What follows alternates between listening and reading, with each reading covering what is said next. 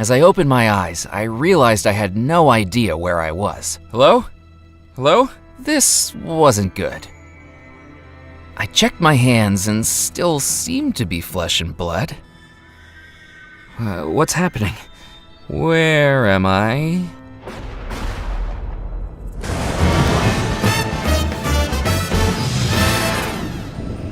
Welcome back to Bellemore Manor, Murphy McCallum. We didn't expect to see you again so soon. What's going on? Am I dead? Don't be so overdramatic, Murphy. You're still very much alive. But you're the only person in the house that is. I'm afraid your actions have caused a good bit of trouble for us inhabitants of the house. What's happened? Let's see if you can figure it out. We're about to play a song, and Murphy McCallum, this one is for you. All right, all you Bellemore Manor ghosts and ghouls, let's take it to a place where voodoo rules.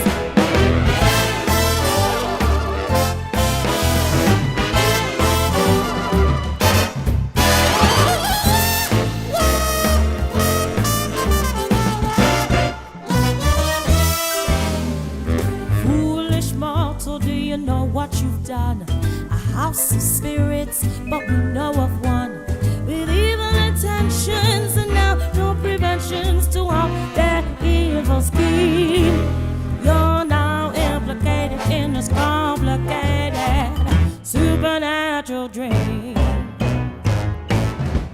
You cast the spell, now the deed is done. Evil's free, the plan has just begun. Without your detection, we'll have no protection from the Machiavellian game. You set them loose, so you have to deduce who is ill and who is to blame. And self-detested, we'll ask you questions 3. Draw on clues to solve the mystery. The lover, the poor, the devil. Surrounded in doubt, the officer, bride, the sailor, or guide, Murphy. Can you figure it out? Can you figure it out? The broken heart stolen by another. Tell us now who is the lover.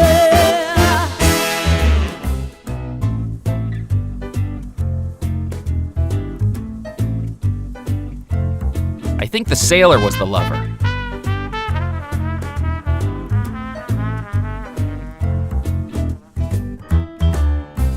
Someone in love and their love is true. Is it return? What is there to do? They're caught in the middle of baffling riddles. Is love what can carry them through? Sunset life, no chance for dawn. Tell us now who is the pawn?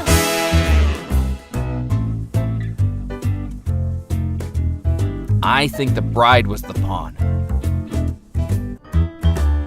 A bride in love, but in some evil curse, immersed in voodoo and things perverse.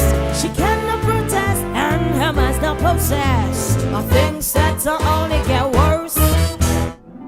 Wicked spirits in evil rebel, tell us now who is the devil.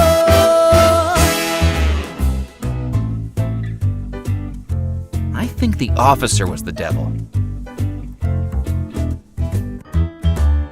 A phantom figure who's now in control. Black magic powers got things he stole. There may be a setback, but he's gonna get back, and we'll worry that was not his goal.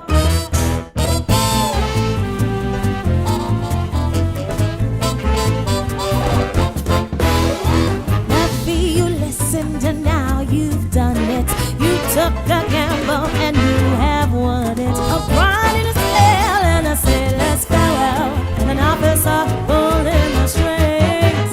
A hostage filled with voodoo, and yes, we know like you do. To fix it, we'll take some strange things. To test it.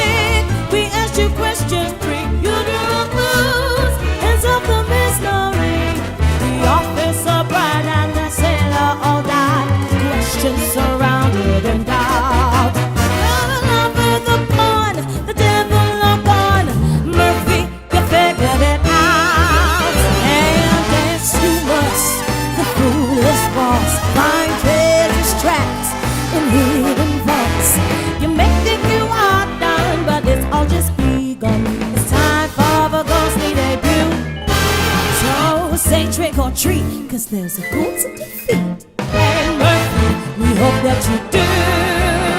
Or guess what? You'll have to lie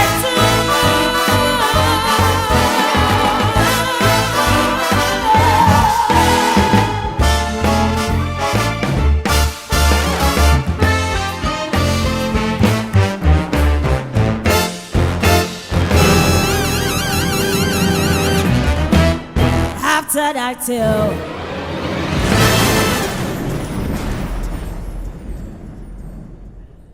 I was back in Bellemore Manor, and although it was better than being dead, I didn't know what was awaiting me.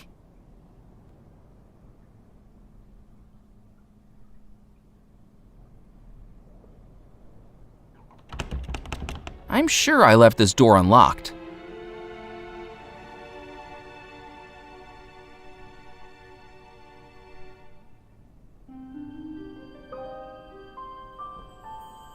Who wanders to this ghostly trick? The prey that prays it will be quick. Do not blame that final try, for once he's in, he's sure to die. Another ghost? Oh, this can't be good. Welcome back to Bellemore Manor, Mr. McAllen. My name is Cordelia Lockett. I do hope I haven't scared you. To be honest, I've had my fill of ghosts for today. Perhaps I should be running along. I'm afraid you'll need to come with me. There is someone you need to meet. Who? Miss Bellemore. You know, I don't think that would be such a great idea. We met twice already this evening, and I don't think she's taken much of a liking to me. What with throwing me off a balcony and pulling me into a spirit pool. Attempt to kill me once? Shame on you. Attempt to kill me twice? Shame on me, you know? I'll just go. It'll be like I was never here. It's too late for that, Mr. McAllen.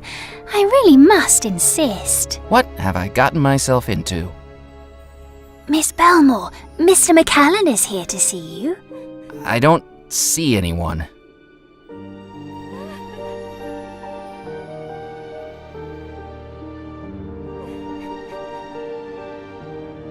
I'm terribly sorry, Miss Bellemore. I wasn't trying to steal from you. I didn't know anybody was still here. And then I've gotten deeper into things than I expected, and Miss Bellemore? Why isn't she saying anything? Why is she crying? This is all terribly exciting, isn't it? I'm afraid there's much more to this than you realize, Mr. McAllen. Can she even hear me? I don't think so, but keep trying to talk to her anyway. What happened to her? I can tell you all that I know, if you're brave enough to hear it. I hope I am.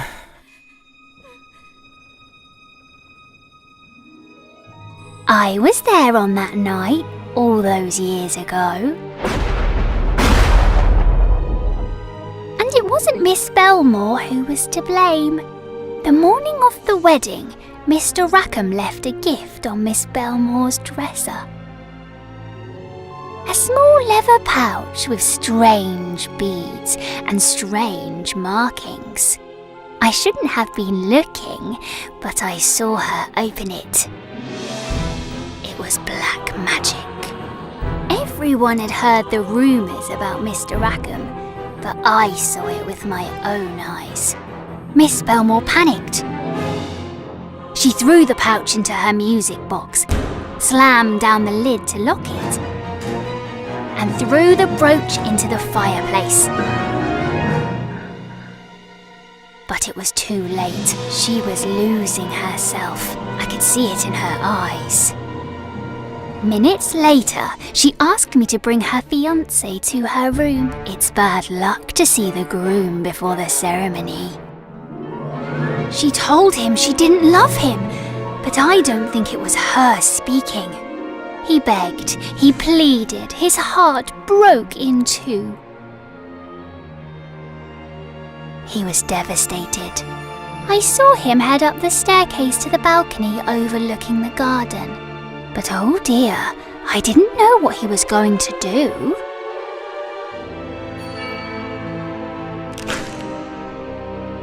That evening, her wedding to that evil Mr. Rackham began, but it didn't go the way he had planned. Just before Miss Bellemore's lips formed the words, "I do," I could see the forces battling inside her. The real love within her resisting the forged compulsion of Mr. Rackham's curse, staring into eyes that were not those of her true love. And that battle of good and evil exploded. Just like that, everyone in the house was gone, trapping us as ghosts to remain here forever.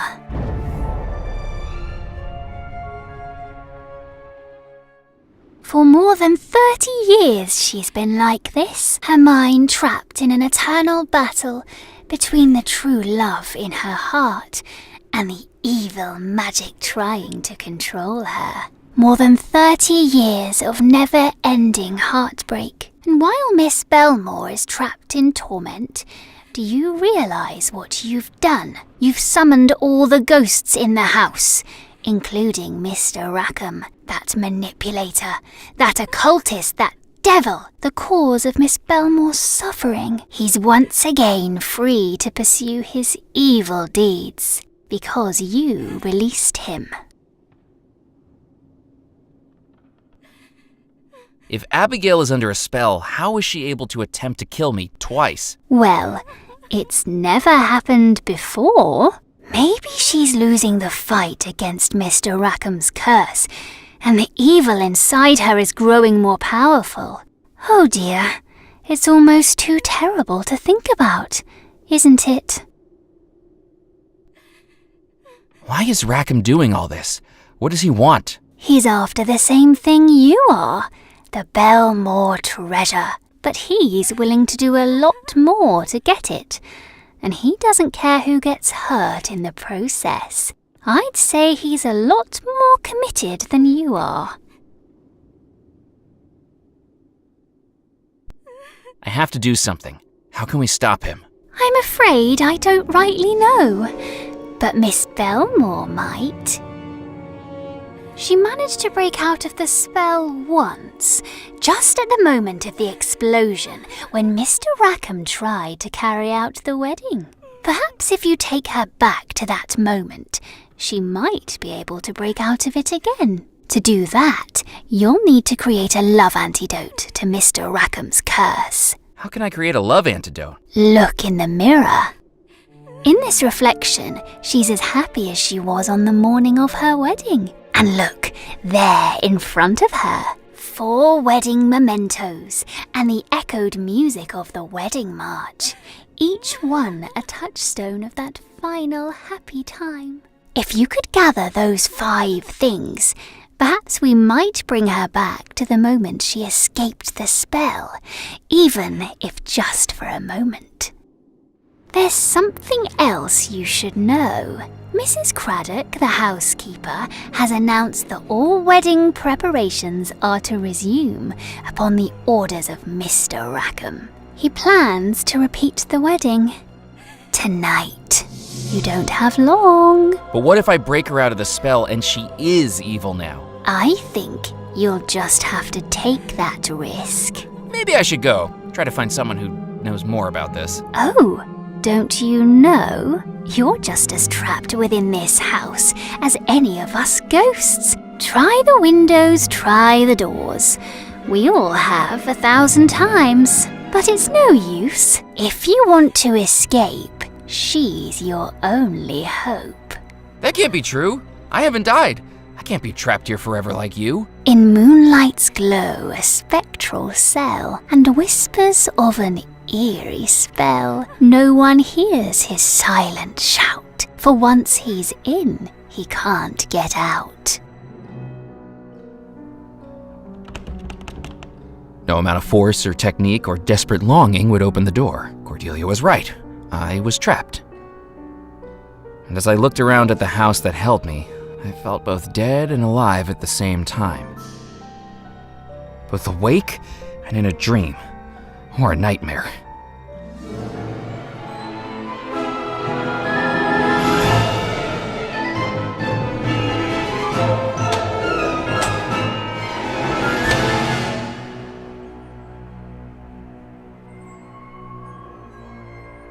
The only way I could possibly free myself was to gather the 5 items to awaken the ghost bride, perhaps giving her a third and final opportunity to kill me.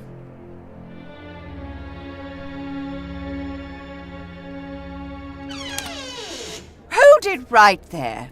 The dance is about to begin. I shall deal with you afterwards.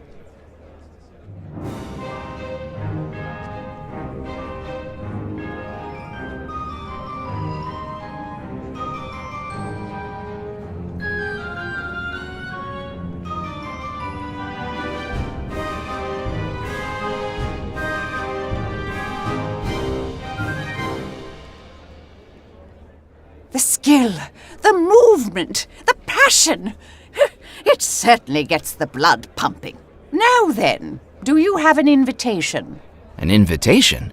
To the waltz. This celebration is only for wedding guests. We have all manner of help running around the house who certainly aren't invited to the festivities. Imagine the smell. If you want to come in, you'll need to retrieve it. Rules are rules, and it's my job to enforce them. I am Mrs. Elaine Craddock, housekeeper of Bellemore Manor.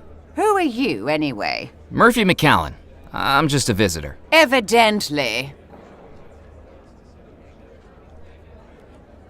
Good evening, Mrs. Craddock. Oh, are you still here? You need to stop the wedding. I shall do no such thing. The preparations have begun on the order of Mr. Rackham himself, and I shall see to it personally that his wishes are carried out. But he wasn't the original groom. He's an imposter. Another word like that, and I shall have you escorted out of the house. Good luck trying. I seem to be rather supernaturally stuck here. Mr. Rackham is a fine man. Motivated, determined, ambitious, rich, and roguishly delectable. Precisely the type of person a well-to-do debutante like Miss Bellemore should be marrying. Not if she doesn't love him. Love is not important amongst families of blue blood. What matters is lineage, inheritance, and continuity. That last-minute change of heart she had last time was the best decision she ever made. She'll be far better off with Mr. Rackham than she would be with a sailor.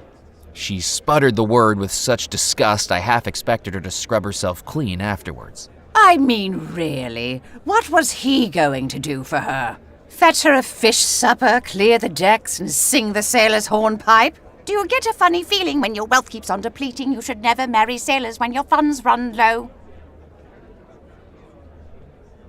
There are some who think Rackham has duplicitous intentions. The green-eyed monster! Mr. Rackham is exactly what is needed to get this household back on the straight and narrow. What do you mean? I don't like to speak ill of the dead. Especially now that you're one of them? Indeed.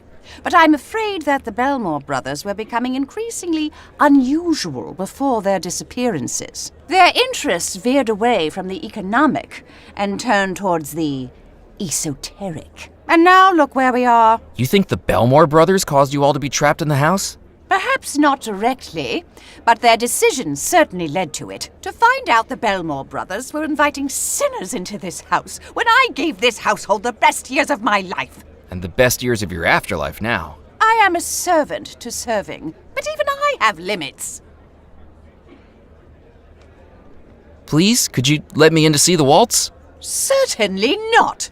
You know, you're the second person tonight that won't let me in somewhere. I'm beginning to take this personally. The guests at this wedding are titans of industry and jewels of the aristocracy. Industrialists from Chicago, magnates from Philadelphia, dukes from England. And you are? A now unemployed auditor from Yonkers. Precisely. How long have you worked at Bellemore Manor? I've been here since the final finial finished off the cupola. Before even the Bellemores themselves moved in, I was getting this house ready for them. It is a position I was bred for. I may not have blue blood, but I should think it's at least a shade of plum. I spent 17 years at some of the most prestigious all-girls schools, you see, followed by training in Blenheim Palace for 3 years and subsequent coveted positions with some of the finest families in England. Well, I'm glad you managed to escape all that and come here. I can quote you Mrs. Beaton's book of household management in my sleep. It was an interesting offer, but I couldn't think of any situation where I'd need that, short of terminal insomnia. You must know Bellemore Manor quite well. Like the back of my hand. Built between 1885 and 1888 in a mixture of antebellum and Victorian styles, and designed by the Bellemore brothers themselves. Until, of course, they disappeared after living here only a year. Why did they decide to build it on Devil's Rock? Well, the island is exceptionally well placed for trade between the United States, Europe, and the Caribbean. When the Bellemore brothers were looking to relocate, it was Mr. Rackham who recommended Devil's Rock. It's just a pity about the name.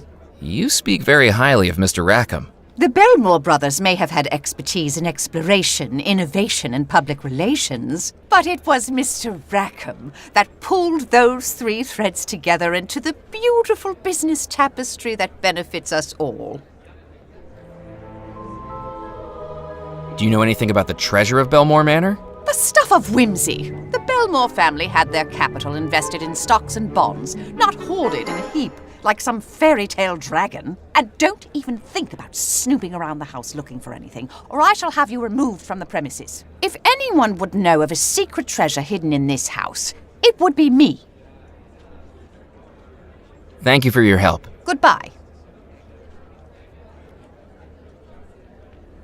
I didn't need to involve myself in supernatural small talk. I had a love antidote to make.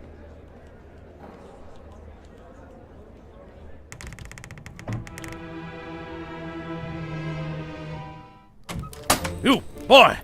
Are you one of the staff? Is the wedding ready to begin? Ready to begin? Goodness gracious, but I haven't found my Bible. Sorry, I'm just a guest too. I don't think the wedding's happening until later tonight. Or not at all, if everything went to plan. Just enough time for another drink, then.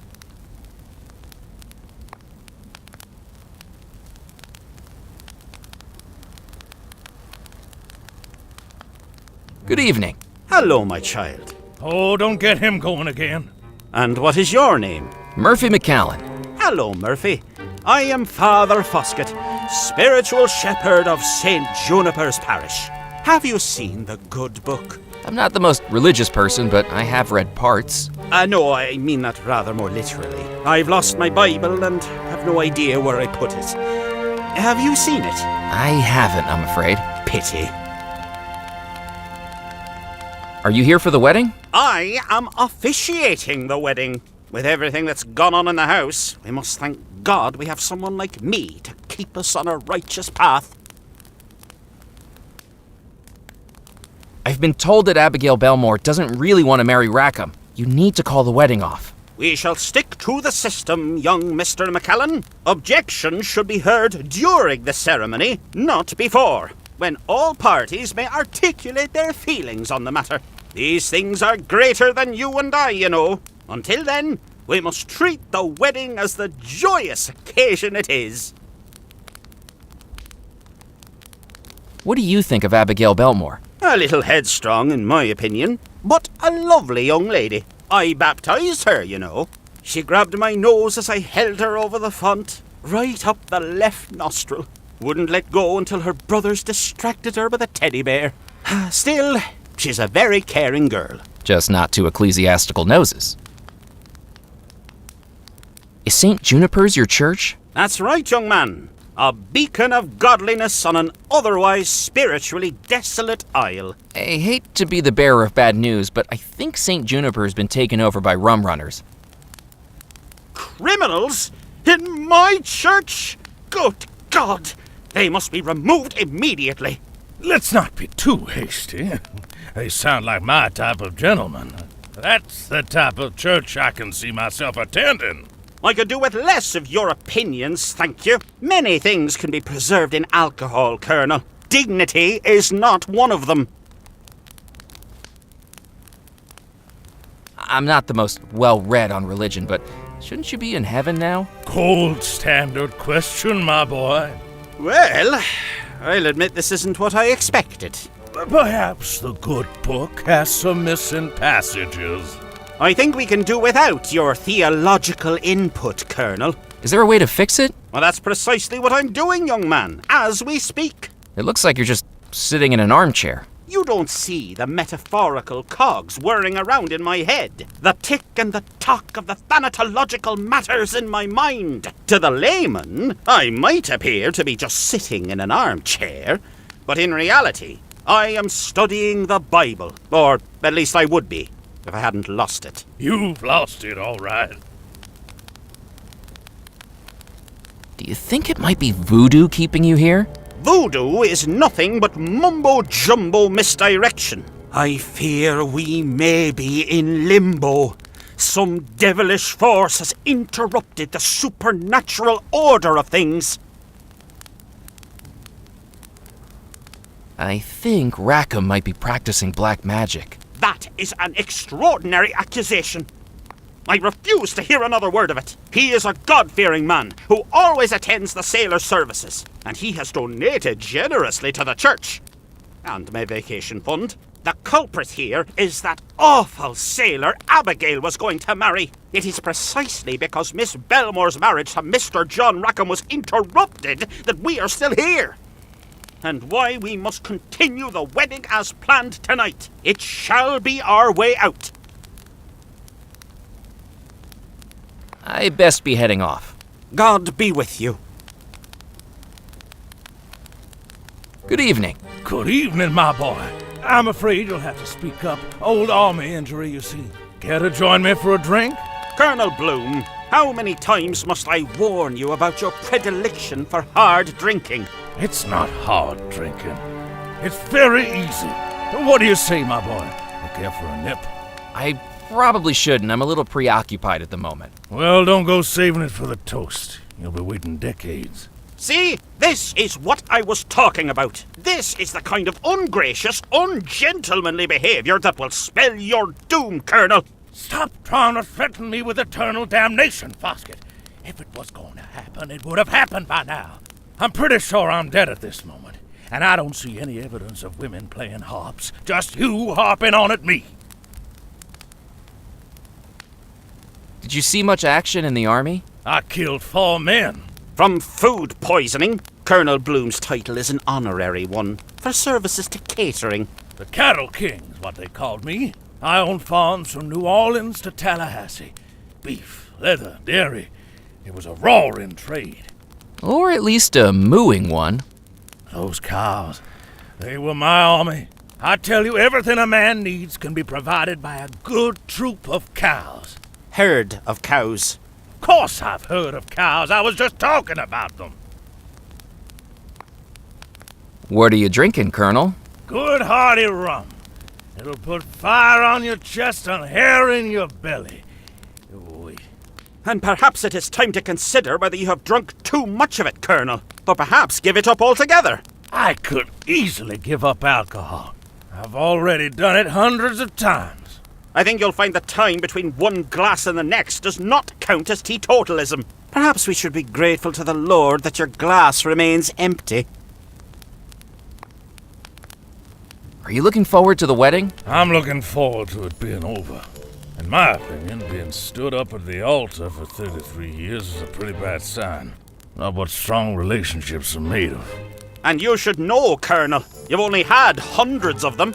Do you think the bride and groom should be together? That Rackham's a slimy character, and no mistake. Oh, by God, he's a good businessman. Trickier than a magician's rabbit that's gotten stuck on a particularly difficult crossword puzzle. But all that don't amount to a hill of beans if you're not enjoying life. I don't know whether to hate the guy or envy him. Both are sins, I think you'll find, Colonel. And not even the best ones. Do you know what's wrong with society nowadays, Murphy? Drink, guns, and women. There's just not enough time for them all.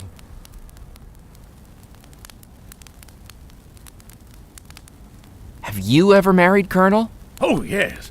I've been married for 47 years. Yes, but to 9 different women. It still counts. His shortest marriage was 2 days, and that's only because they couldn't find him to serve the annulment papers. I ended up in a bordello in East Nevada with half the members of the Albuquerque Militia Marching Band. Best honeymoon I've been on. Some lovely girls. Lord forgive him, for he knows not what he does. That's not what the girls were telling me.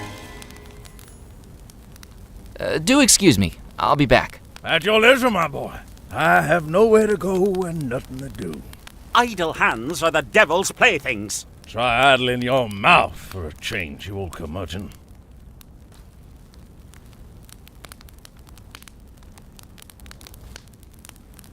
I'd previously seen small pots hung in fireplaces like this contained water in order to humidify the room, especially when tobacco was being smoked. In this case, however, the pot was empty.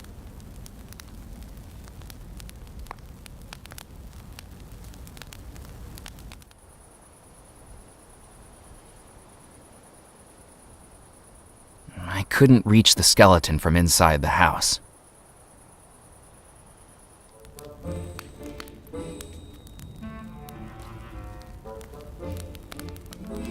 I picked up the vase. From the delicate porcelain and hand-painted ornamentation, it looked like it must have been worth a fortune. Ming Dynasty, perhaps? Foskett, why is that young man picking up that chamber pot? I have absolutely no idea. Or perhaps not.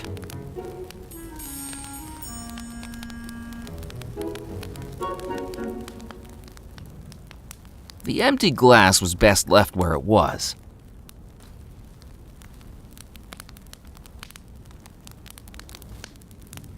After my escapades with the fish and its hidden horseshoe, I had had quite enough of taxidermied animals. That is an insult to my honor. I didn't know you had any honor left to insult. Boys, you don't want to be fighting over little old me. Tallulah, this man is nothing but a scoundrel. Then you, brother, are a no-good fraud.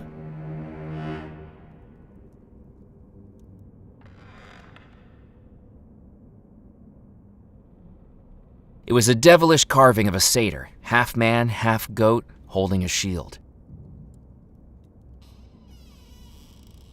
Hello. Beat it, bud. Hi there. Keep walking. I don't have time to waste on you. It was a seductive carving of a lamia, half woman, half snake, holding a shield. I thought I should introduce myself first. Good evening, miss. Oh, another fine young gentleman. My name's Murphy McCallan. Pleased to meet you all. Back off, Peanut. Yeah, keep walking. We were talking to the lady first. Now, boys, we must be welcoming to our new friend. My name is Tallulah LaRue. I expect you've heard of me. My daddy owns the LaRue Oil Exchange. We're the richest family this side of the Mississippi. But don't be getting any ideas. Tallulah, don't you think this gentleman is a little beneath you? He looks so poor, he probably waves a popsicle around and calls it air conditioning. Let's not be rude to him just because he's less fortunate. You boys be welcoming and introduce yourselves. If we must. I am Humphrey Tallulah. And I am Orville Tallulah of the Tallulah Textiles Company. I think you made the pants I'm wearing. What's that in your hand, Miss LaRue? This is my invitation to the wedding. It allows me to bring one guest with me, but I seem to have made a teensy tiny mistake. I've invited both boys all the way out here to Devil's Rock when I can only take one of them into the wedding. Now, both of these fine fellows are here and want to attend with me, and I just don't know who I should pick. You mean you two don't have an invitation? We may not know the Bellemores, but we do know this southern magnolia before us. We were brought to Devil's Rock by passion. I was brought to Devil's Rock by taxi. If you're not using the invitation, perhaps I could take it off your hands? I don't think so, knucklehead.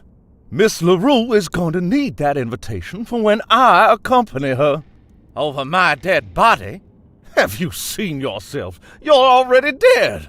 These two gentlemen seem pretty heated. I just hope it doesn't come to blows. I'd be happy to marry either of these gentlemen one day, if only I could choose between them. If you did end up marrying one of them, would that make your name Tallulah Tallulah? That's right, and my middle name is Beulah. Rolls right off the tongue, doesn't it? How are you going to decide who to take to the waltz, Miss LaRue? I just don't know if I could decide. I think I'll have to leave it to the boys to decide for me. Choose me, Tallulah. I'm the one who inherited our family's good looks, I assure you. Good looks. Your reflection hides when you walk past a mirror. I have the southern elegance she desires. Elegance? You have all the elegance of a drunken pelican. I believe the lady would be better suited for a man of my sophistication. Sophistication? You have all the sophistication of a rodeo clown.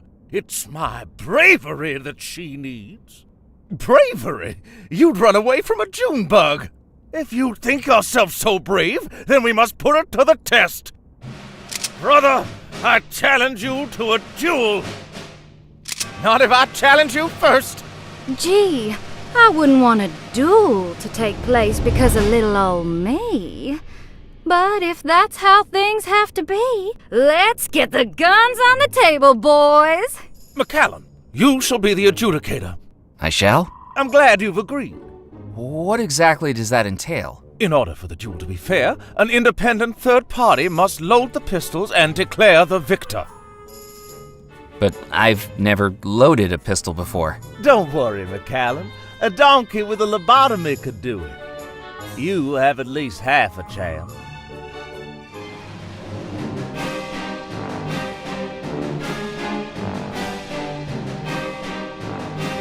One at a time, I poured the powder into the muzzle of the pistols.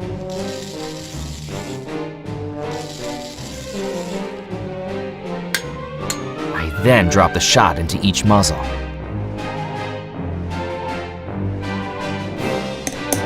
Finally, I patted the contents down with the ramrod.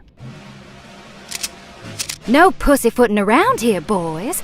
I want to see some action. If you miss, you're not the man for me. Fire! Well? I've been hit. Me too. In any other situation, this would have been a tragedy, but it quickly became clear that a duel to the death wouldn't be conclusive when the duelists were both already dead. Oh, neither of you missed? Well, sorry, boys, but I think that's a draw. What a terrible waste of everybody's time.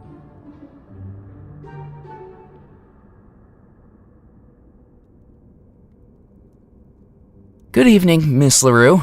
Why, hello again, Murphy. Were you friends with Abigail Bellemore? Friends may be a bit of an exaggeration, but I'd seen her around at the debutante balls before she got engaged to that sailor. I mean, really, what was she thinking? You don't think they should have gotten engaged? What's the point? Mr. Rackham was an improvement. I do love the powerful. I best be running along. Ta-ta for now. Miss LaRue, would you mind if I borrowed your parasol? Don't be silly, Murphy. It's a beautiful evening outside. You have no use for it, but I'm sure I can be of help to you if the weather turns sour. I wondered if the shelves held any books on battling ghostly curses, but that seemed a little too niche. Would you like a rematch of the pistol duel? What a wonderful idea! Boys, guns on the table. Murphy, load 'em up.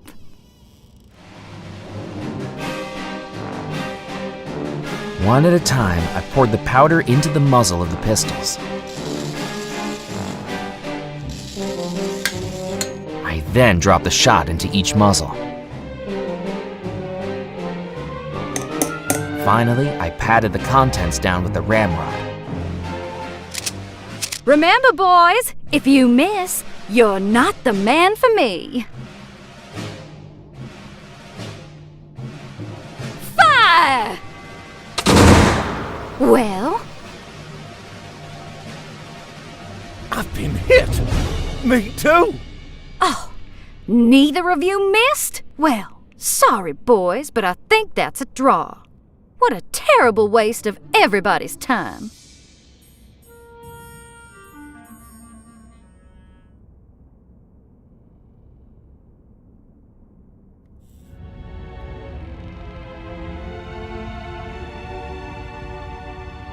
Walking into the cellar, I was hit by the pungent smell of rotting wood and mildew. 3 decades without upkeep hadn't been kind to this section of the house, and it was now knee-deep in floodwater. The wine racks were largely bare. What few bottles remained were cracked and empty. I flipped the switch, but nothing happened. It seemed the barrel lift lacked power.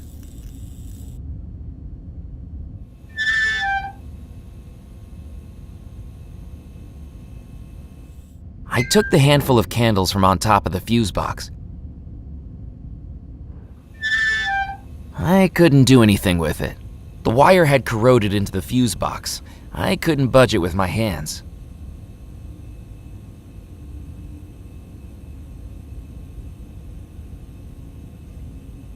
Shockingly, I didn't want to risk electrocution by cutting the wire.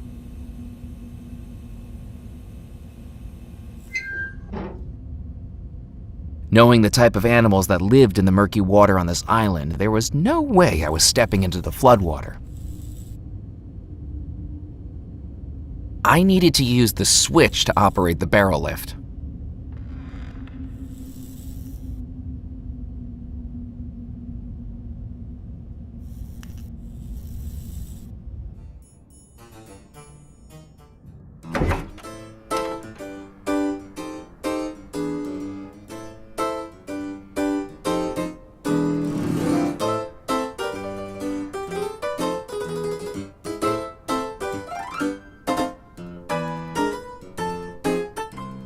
My piano repertoire consisted only of a few bars of Twinkle Twinkle Little Star, and I thought it best not to inflict that upon anyone. Good evening, my name is Murphy McAllen. Pleased to make your acquaintance. Ezra Hughes is the name. Pianist for hire is the game.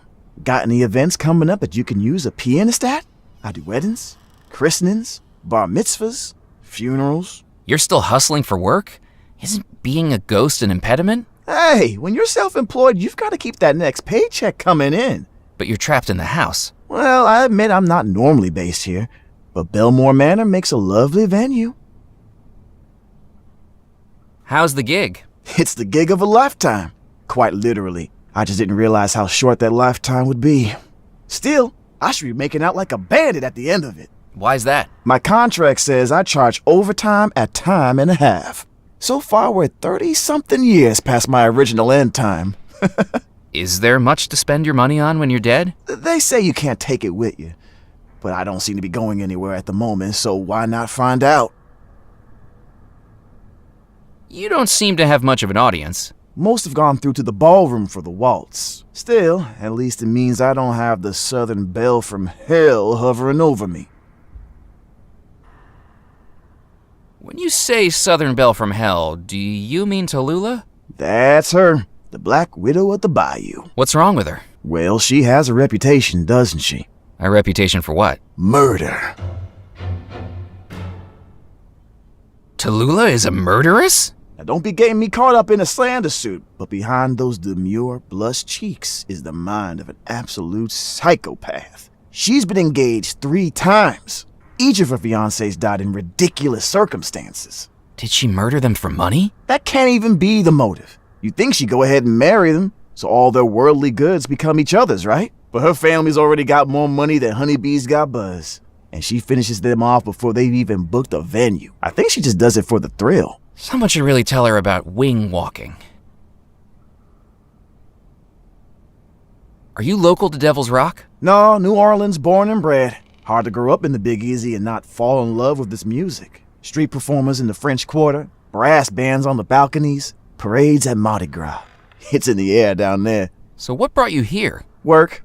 Figured I'd play a few gigs, make some cash. Next thing I know, I'm caught up in more drama than a Gilbert and Sullivan operetta. Where did you find musical work here on Devil's Rock? I got a full season contract down at the Calliope Theater. It was pure luck, really.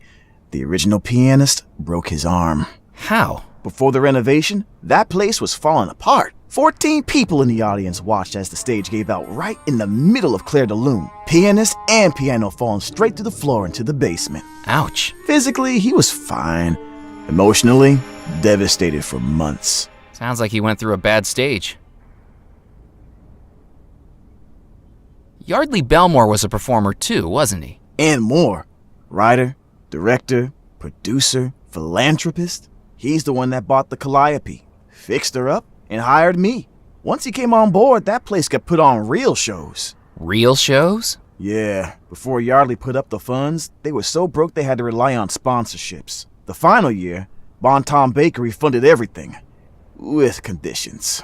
Conditions? The shows had to be on brand. Before Yardley put a stop to it, we were looking at 3 Shakespeare plays that season. Romeo and Baguette, A Midsummer Night's Cream Cake, and Much Ado About Muffins.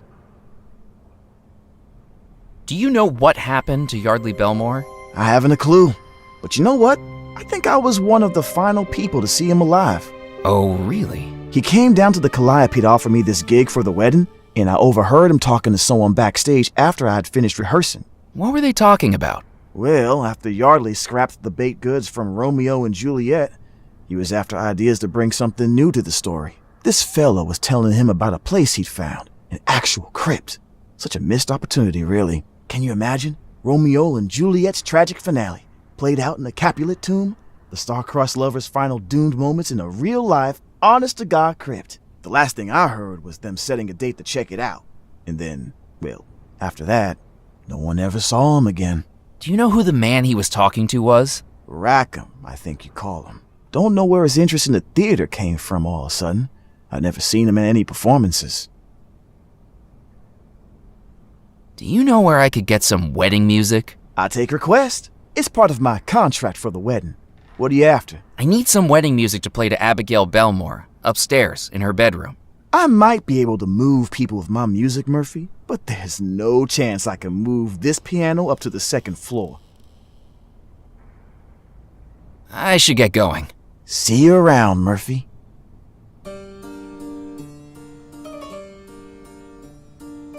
Without knowing what it was, I didn't want to break it. I wondered if the pianist knew more about it. The pianist wouldn't have been happy with me rifling through his belongings.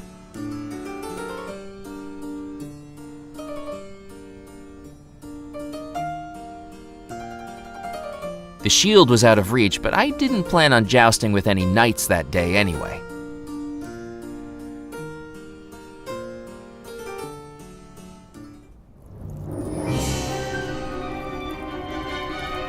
The macabre warning was definitely serving a purpose where it was. I decided to leave it there. I wouldn't do that if I were you. Why not? You're still flesh and blood, aren't you? That's right. And to be ashamed of. You'll end up see-through blue like me if one of those thorns nicks you. And don't try cutting them. Even so much as a snap, and it releases a toxin so deadly you'll be on the ground within 3 minutes. Certainly keeps things exciting, doesn't it?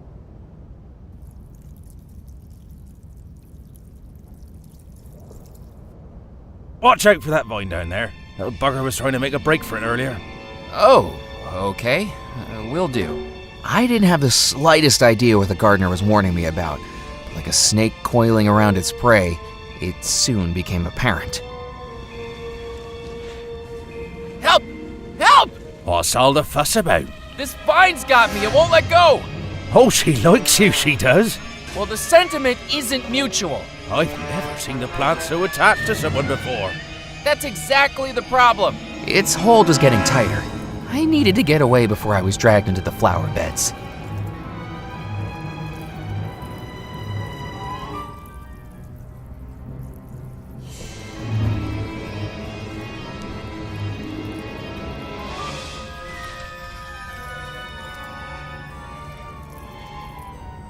Well, you didn't need to do that. I wasn't planning on doing the pruning till tomorrow.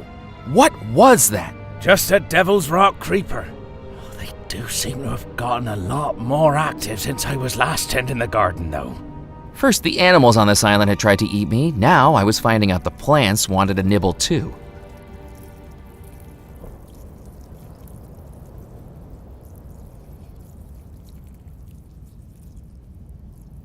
The fountain had long run dry and the cracked, dusty basin was empty.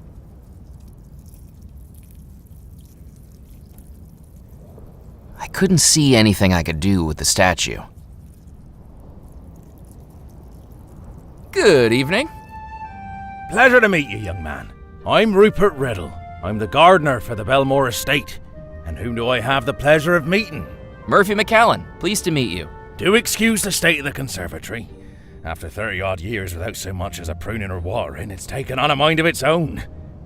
Don't be telling the Horticultural Society or I'll be having my golden trowel taken off me.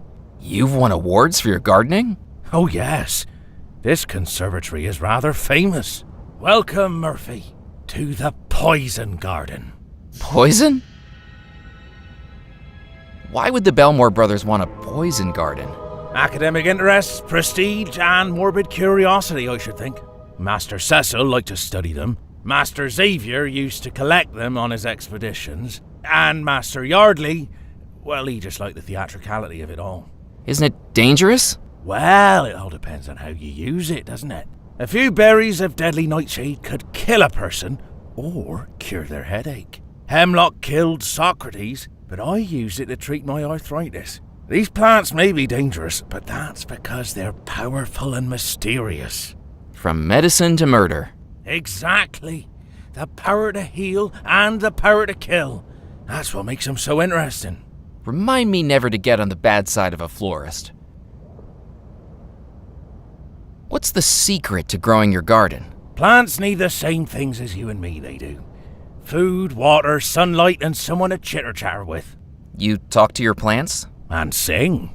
What kinds of songs do poisonous plants like? Vaudeville, mainly. Ta-ra-ra-boom-de-ay always goes down a treat. Ta-ra-ra-boom-de-ay. I'm with plants all the day. To sing's the only way to grow my shrub display. Vegetation brings elation to me. That's quite an accent you've got. Where are you from? Jolly old England, just outside Bristol. God's own country. The green and pleasant land where my love of horticulture bloomed. I caught the gardening bug at an early age, you see. Histoplasmosis. I was in hospital for 8 months, all told. But trapped in those 4 wipe-clean antiseptic walls, staring at a pot of plastic philodendrons, why, it just grew my love of all things botanical.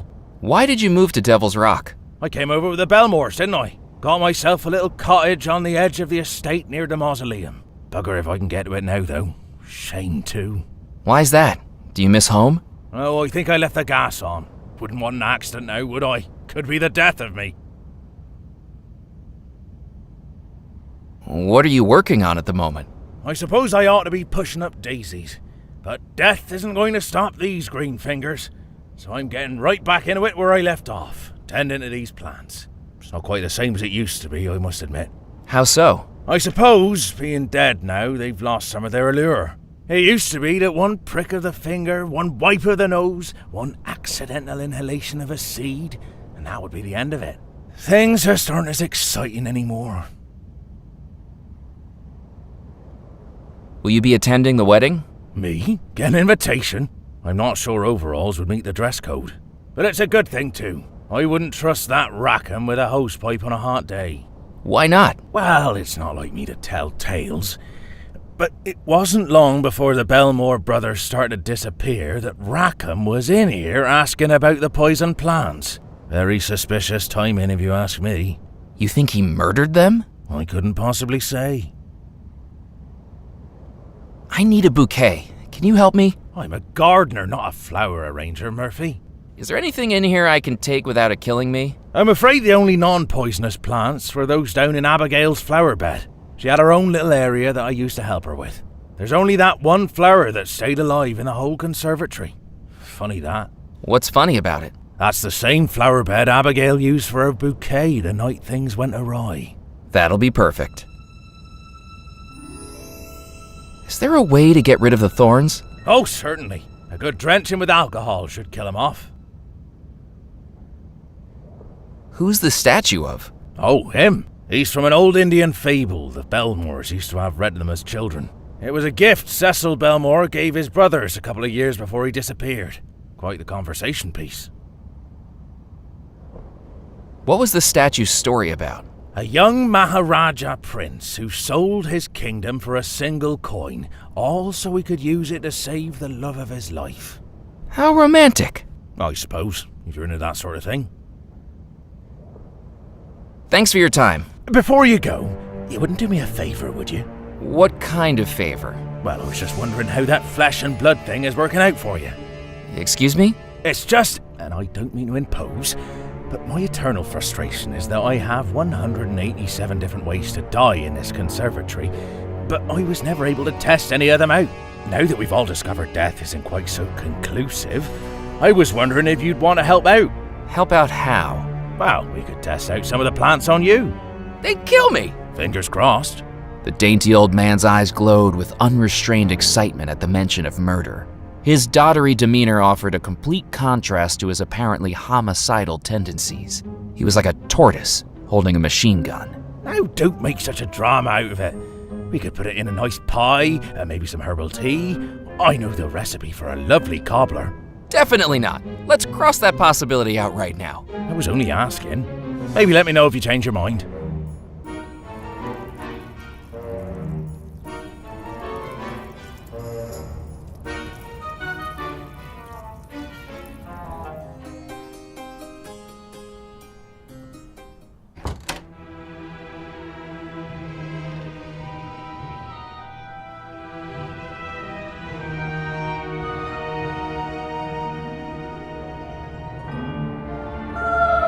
Gazing into the portrait's eyes sent a shudder through me, and I realized it must have been a portrait of Rackham. His eyes looked back, almost as if he were scowling right at me.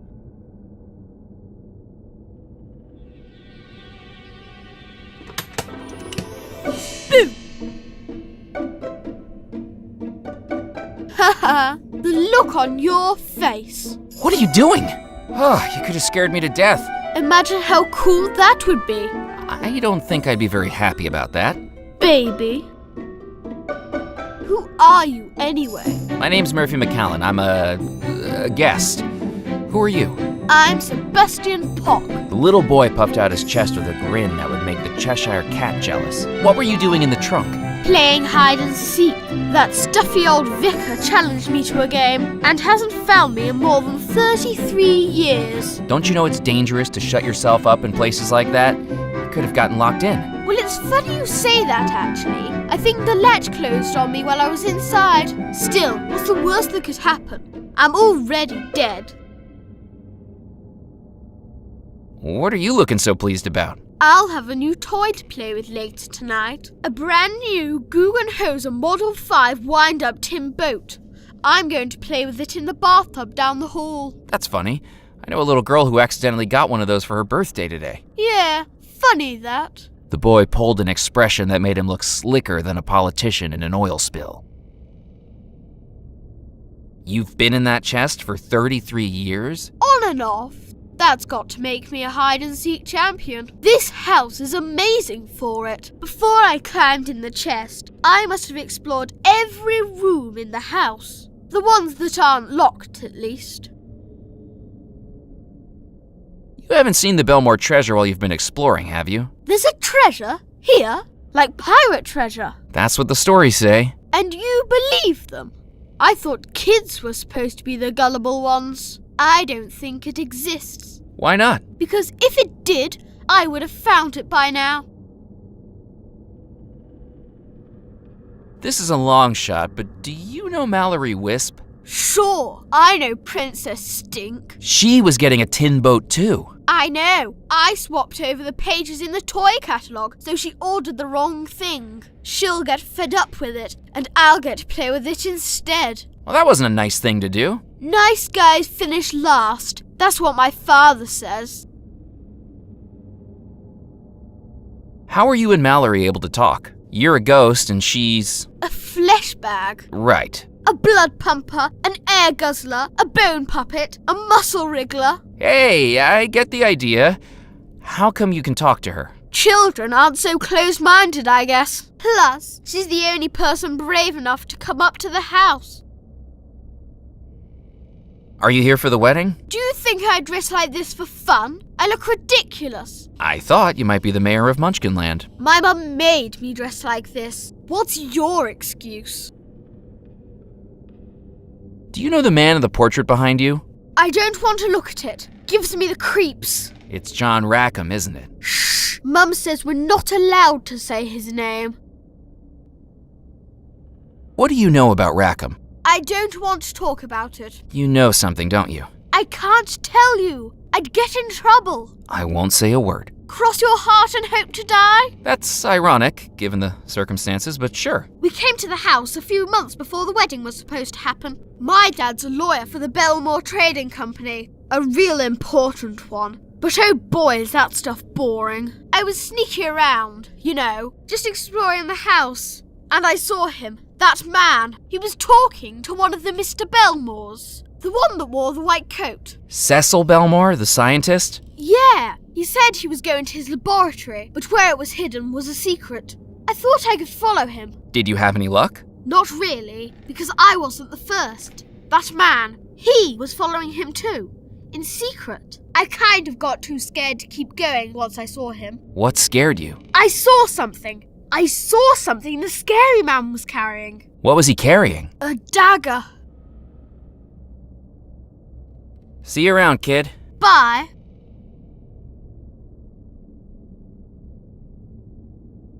The door was locked. The door was locked. The door was locked. There was nothing behind the curtains. Hello, Sebastian. See you around, kid. Bye.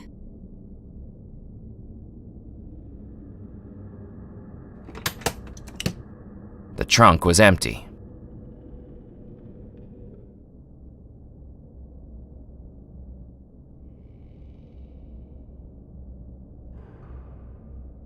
Hey, Cordelia.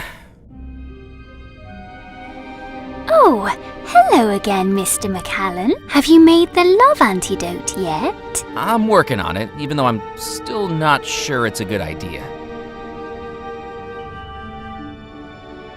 Do you know why I can't leave Bellemore Manor? We ghosts have been trapped here ever since the explosion, but I don't know why someone still living would be unable to leave. I was able to get out the last time I was here, even if it was via the balcony and into the pond.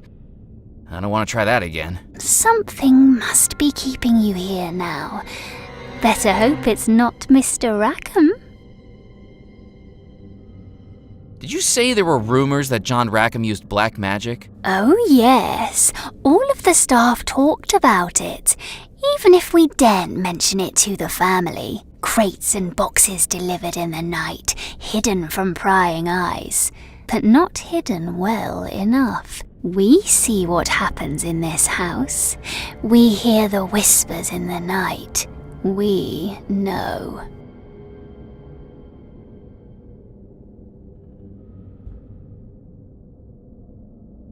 Do you think the Bellemore treasure is here in the house? If it is, I've never seen it. But it is a big house. There are rooms I've never been in. Rooms I was forbidden to enter. Who knows what's in them? The skeleton hanging from the tree outside. That's the sailor, isn't it? What's left of him? I do hope it's a mess I don't have to tidy up. Isn't the sailor's ghost trapped in the house too? Oh no! He killed himself hours before the curse took hold. He will have long since passed over to the spirit realm. Lucky escape, some might say. He was lucky to be so distraught he committed suicide? It's better than being trapped in this house for eternity. How did Abigail and the sailor meet? It was aboard one of the Bellemore ships. Miss Bellemore was never one to be caged up inside the house, always wanting to go away on her brother's voyages. But they were a good deal older than her, and very protective after they all lost their parents. So she made a plan to stow away. Did she manage to do it? No, she was caught mere hours before the ships left port from Deadnettle, covered over in spare sail. Who discovered her? That young sailor.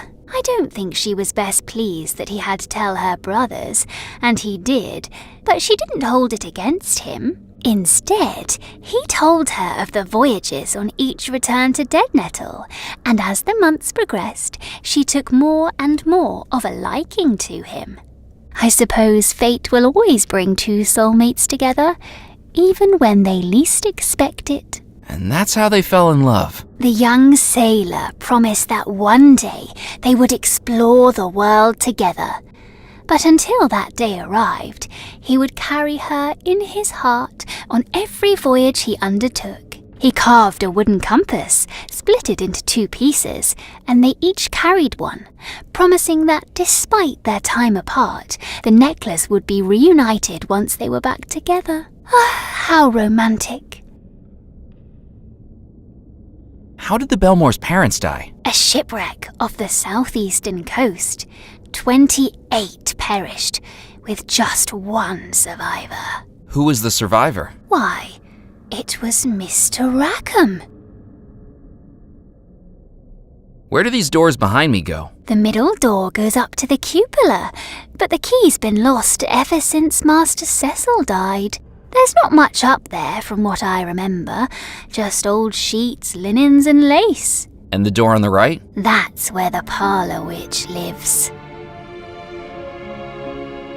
Did you say a witch lives in the house? Oh yes, didn't you know? Mr. Rackham isn't the only one said to delve into the supernatural. Perhaps poor little Abigail was just an innocent, caught in the middle of Mr. Rackham's and her brother's dark dealings. Who is she? Is she still there now? I should think so. The Bellemores brought her to the house not long before they disappeared, though after moving into the house, she was never seen again. No one ever goes in, and no one ever comes out. I don't even think Mrs. Craddock can get in there. Do you know what happened to the Bellemore brothers? That certainly is a mystery, isn't it? But I'm afraid I don't know. My duties were to help Miss Bellemore, while Mrs. Craddock dealt with the masters. Although what? I did see Master Xavier on the day he died. What was Xavier doing on the day he died? Preparing for an expedition. He'd been given a birthday present not long before, an old pirate map of Devil's Rock that he'd hung over the fireplace in his bedroom. And on the map, marked in red, an X marks the spot. Pirate treasure? On Devil's Rock? I doubt the treasure even came into it. A cove on Devil's Rock, where no one has stepped foot in over 100 years. That'd be like a moth to a flame for Master Xavier. He left before dawn, and then never came back. Who gave him the present? I expect you can guess. Thank you for your help. You're welcome. It gets pretty boring after 30 years trapped here. You're much more exciting to watch.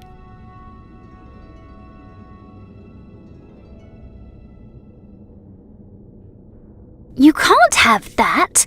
I might be needing it later.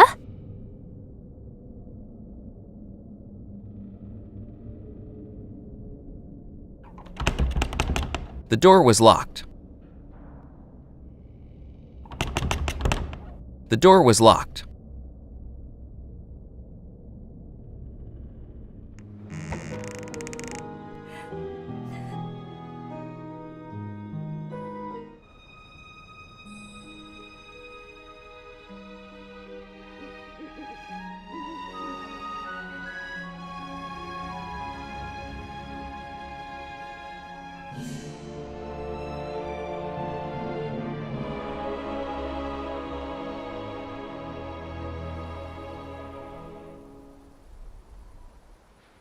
I couldn't see an easy way up to the cupola.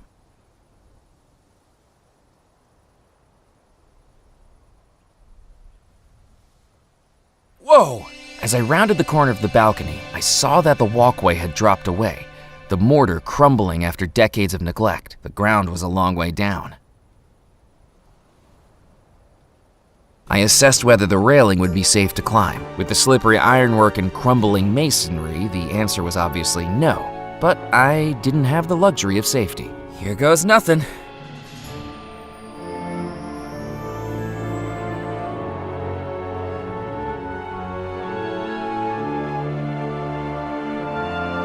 Hauling myself onto the roof from the ornamental railings, I realized there was no easy path to get higher. The roof tiles ranged from loose and dangerous to soggy and dangerous. Either way, I wasn't going to be able to climb them.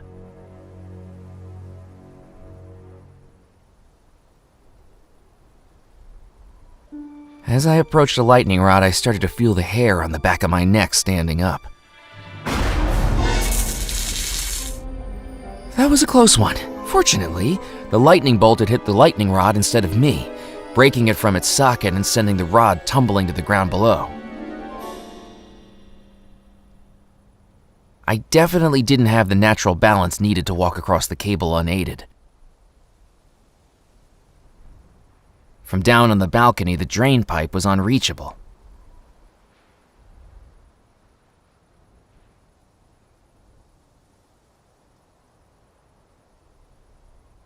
That didn't work. With a spark of inspiration that worried even me, I decided to test whether I could improvise a replacement for the lightning rod, breaking all manner of building codes in the process.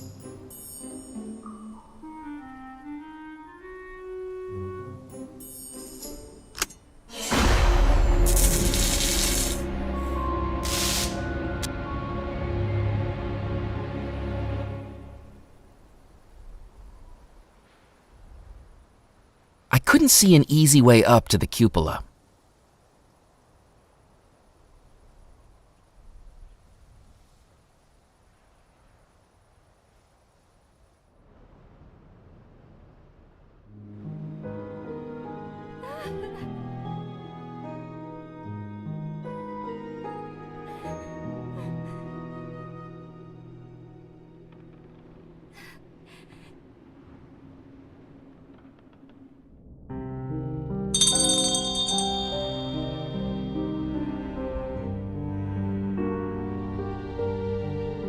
Coming!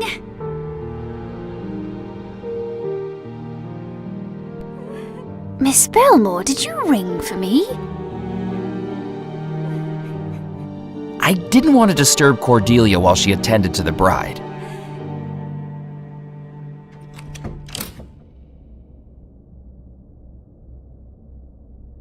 With the maid distracted, I was free to take the feather duster.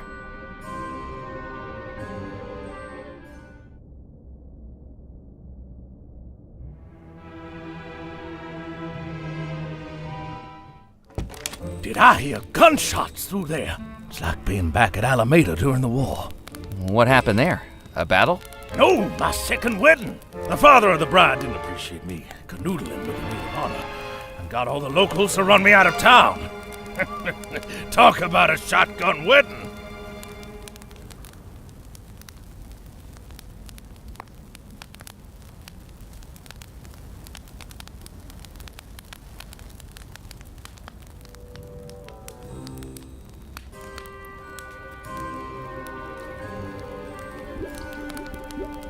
I dropped the candles into the empty pot hanging in the fireplace. They soon began to melt and bubble. Double, double, toil and trouble. Goodness gracious! That isn't more satanic sorcery, is it? I'm sorry, I was just quoting Macbeth. Well, don't. The pot contained melted wax.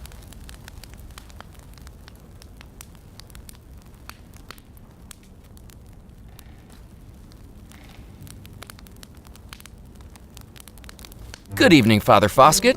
Hello again, my child. Have you two gentlemen known each other long?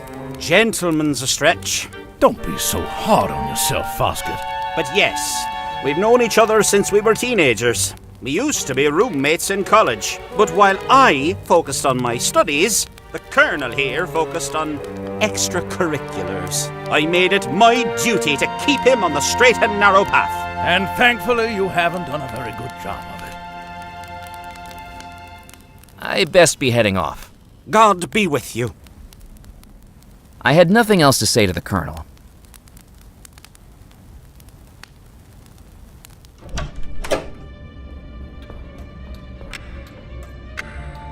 Stepping through the doorway, I found myself in an ethereal black void that stretched in every direction.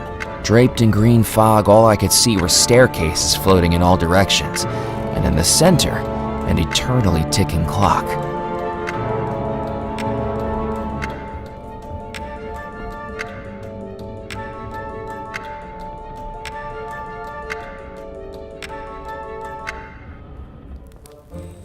Is that little whippersnapper playing on the staircases again? No, it's not him this time. But how that wayward whelp's mother allows him to run riot through that cursed room baffles me. When it comes to Sebastian Pock, I think King Herod might have had a point.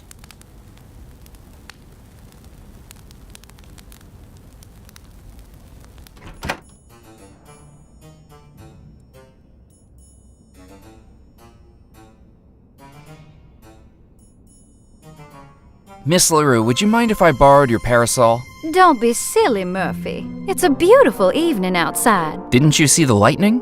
A parasol's to protect you from the sun, silly. Carry this out in a lightning storm and you might... Actually, go right ahead and take it. You have fun. The glint in her eye sent a shiver through me.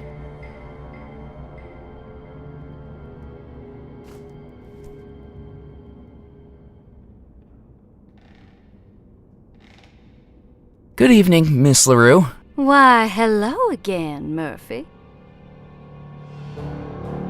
I heard you've been engaged before to Lula? Only a few times. What can I say? I'm just unlucky when it comes to love. Who was your first fiancé?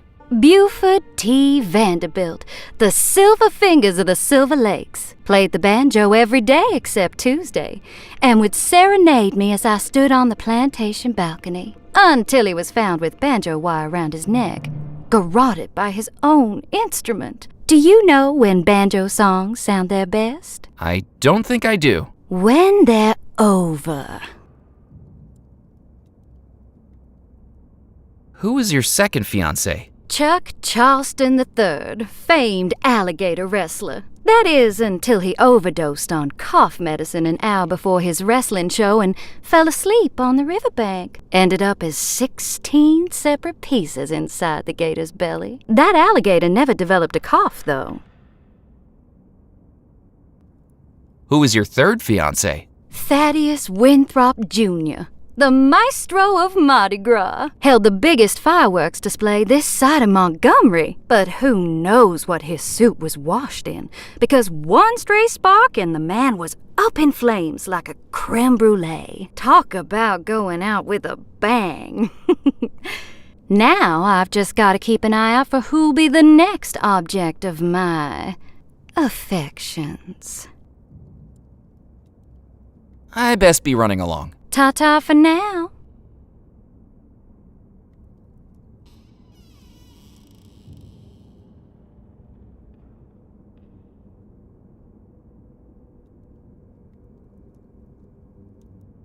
Inspired by the pistol duel, a plan began to form in my head.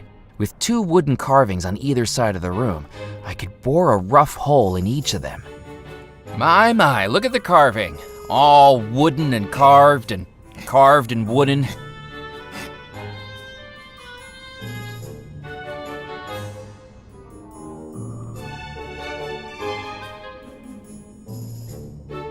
Yes, these certainly are some of the most carved pieces of wood I've ever had the privilege of seeing.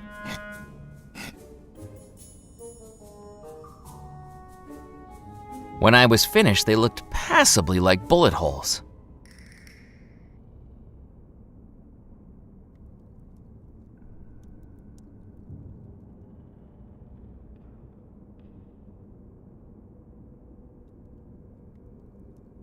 Would you like a rematch of the pistol duel? What a wonderful idea! Boys, guns on the table. Murphy, load 'em up. One at a time, I poured the powder into the muzzle of the pistols.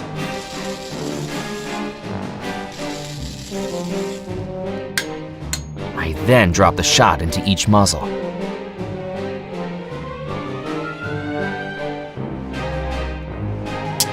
Stealthily, I took the button magnet from my pocket and fixed it to the end of the ramrod. With its small size, it could barely be spotted.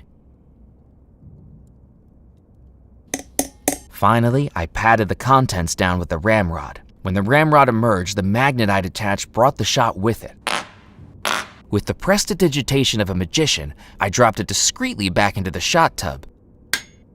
To anyone else, the pistols appeared to be properly loaded. Remember, boys, if you miss, you're not the man for me. Fire! I'm not hit. Well, neither am I. You both missed. Are you sure the pistol's fired? Look, there's a bullet hole in the carving. And in the carving over there. So what does that mean? Who lost? Looks like you both did. Then who's going to accompany Miss LaRue? I think the lady's words were, if you miss, you're not the man for me. But we both missed. He's right. If you're both losers, I can't take either of you to the wedding. I'm not dating a man that can't shoot straight. Tallulah, we can talk about this. Give us another chance. I'm sorry. My mind is made up. Here, Murphy. You can have this. I won't be needing it anymore.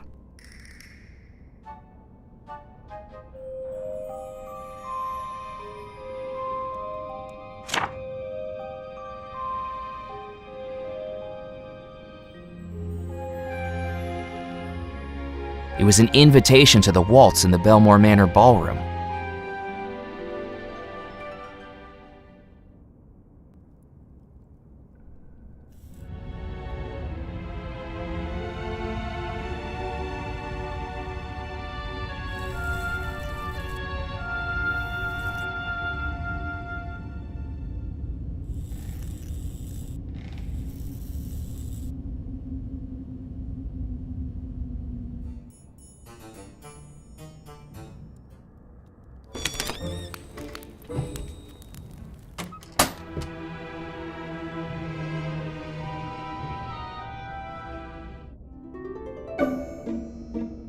Hello, Sebastian. I heard some of the other ghosts talking about a boy playing in the staircase room. That was you, wasn't it? Sure was. How did you know? In truth, the description of wayward whelp was the giveaway. But as long as Sebastian knew something I didn't, I needed to contain my annoyance. Lucky guess. Do you know how to get through the staircase room? Oh, sure. I know every route in this house. You've got to be as good at hide and seek as I am. I bet I could beat you without even leaving this room. Sebastian, I really need to get through the staircase room. Could you tell me how to do it? Well, are you any good at hide and seek? Excuse me? Because I could tell you how to get through the staircase room. If you can beat me, hider or seeker, I'd beat you at either. You hide, I'll seek. Great. Eyes closed and count 5 Mississippis. I won't even leave the room. 1 Mississippi, 2 Mississippi, 3 Mississippi, 4 Mississippi, 5 Mississippi. Ready or not, here I come.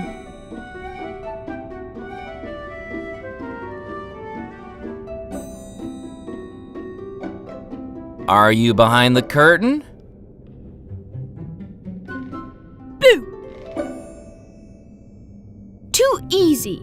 I just wish this was more of a challenge. Hello, Sebastian. Back for a rematch? You must be cheating. How could I cheat? I don't know, you're a ghost. Can't you dematerialize or something? This isn't a bedtime story, you know. I may be a ghost, but I still touch things just like you.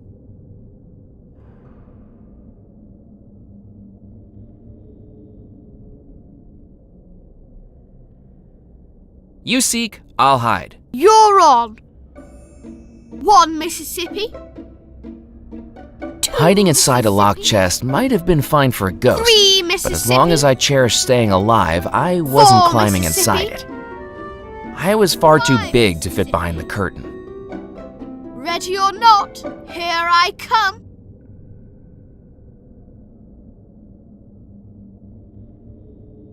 Found you. Goody for you. You didn't even make it hard. Maybe I should hide next time.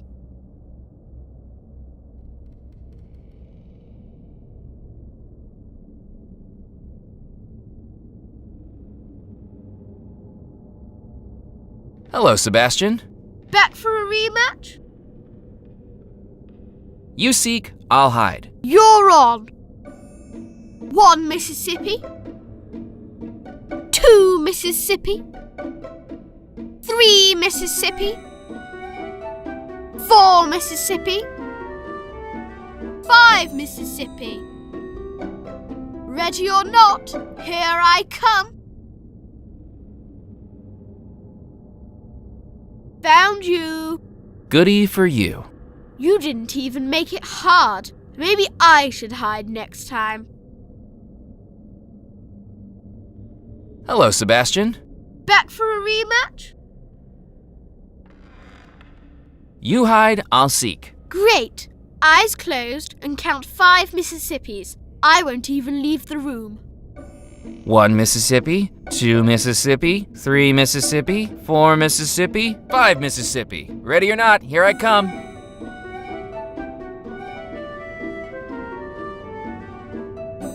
I wonder who's behind this curtain.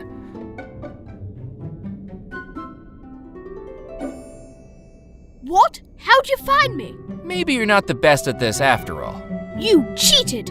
You tied that string to me. Don't be a sore loser. You never specified in the rules that it wasn't allowed. Now about that route through the staircase room.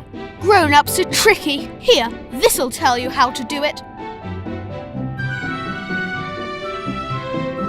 Cheetah, cheetah, pumpkin eater. I almost felt bad. Almost. Because when I looked at the document, I was sure I'd been swindled. What I'd been given wasn't a blueprint of the house, but a wedding schedule scribbled on in colored crayon. It was a wedding schedule for this evening, but the printed times had been replaced with new times drawn in colorful crayon.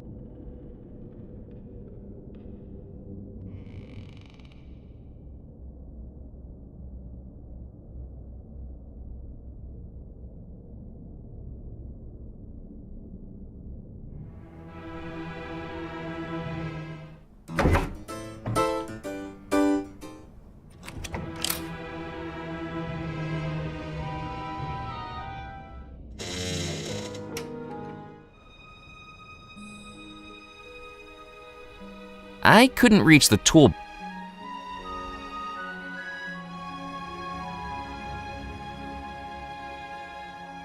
It looked like someone had already intended to start fixing the roof. I looked inside the toolbox and took the only thing it held, a rusty old pair of pliers.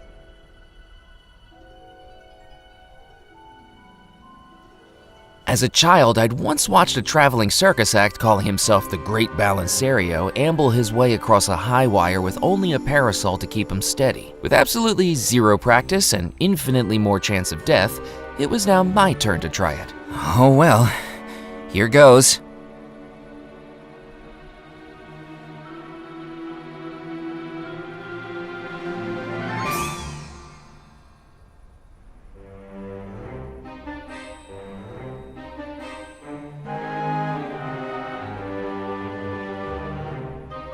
Whoa, oh, whoa, whoa!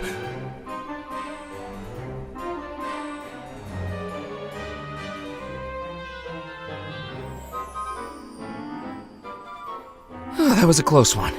While I may have lost the parasol, I did have one thing on Balancerio.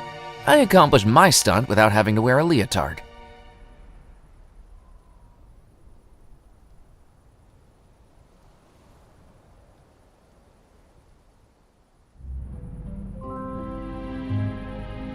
The face reminded me of a man I used to buy milk from. From the neck up, he looked like an Italian nobleman. From the neck down, he'd wear denim dungarees and nothing else. It probably wasn't the same guy. As I placed my hands on the trunk, I saw something out of the corner of my eye. Spiders. Dozens of them. I may have been battling supernatural forces of evil, but the forces of evil didn't have 8 legs, fangs, and the ability to jump on me. I needed to clear the spiderwebs away if I was going to get into that trunk.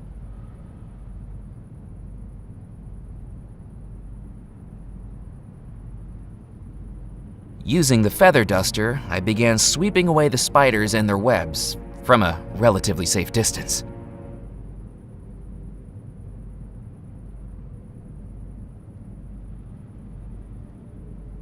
Now that it was free of spiders, I opened the trunk.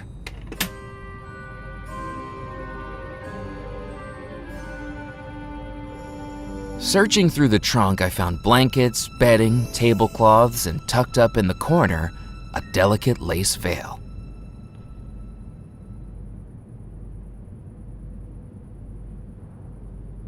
Looking through the telescope, all I could see was a blur. I soon realized why. A telescope without a lens wasn't going to be much use. The globe looked more decorative than functional, like a chihuahua with a bow tie.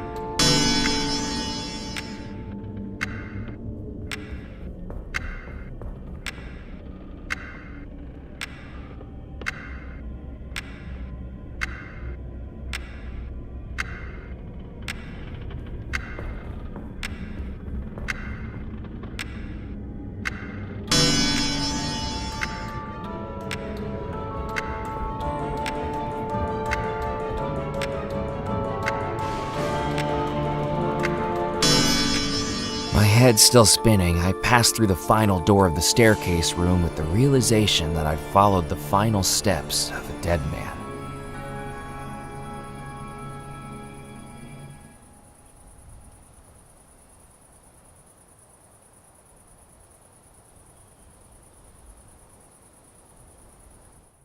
I'd never been in love, yet seeing the drastic measures the sailor had resorted to, I felt his pain all too viscerally. The happiest day of his life became the day his true love rejected him. It must have broken him. The sailor's skeleton still clasped his wedding ring for Abigail. With some unease, I took the ring, promising the skeleton I'd return it to the woman who loved him.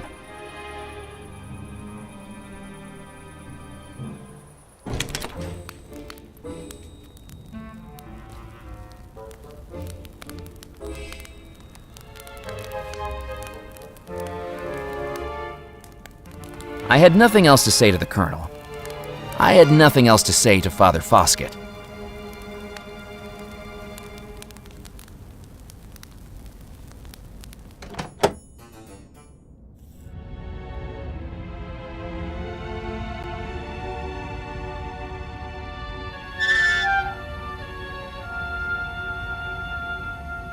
I pulled at the wire with the pliers and managed to dislodge it from the fuse box.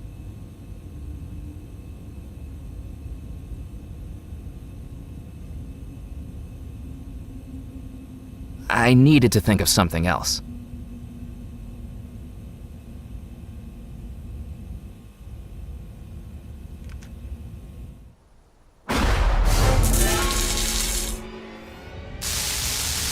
With a surge of electricity from the lightning strike, the barrel lift came to life, disappearing into the water, then rising up to the hatch above. So this was how they loaded barrels in and out of the cellar.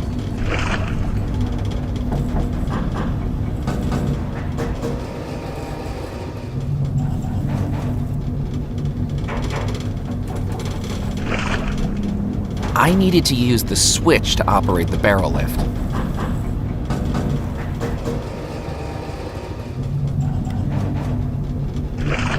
I flipped the switch and the barrel lift ground to a halt.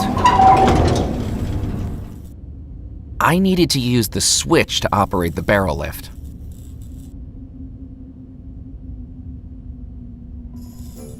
With extraordinary fortune, the porcelain chamber pot fitted neatly into the decorative ironwork of the barrel lift.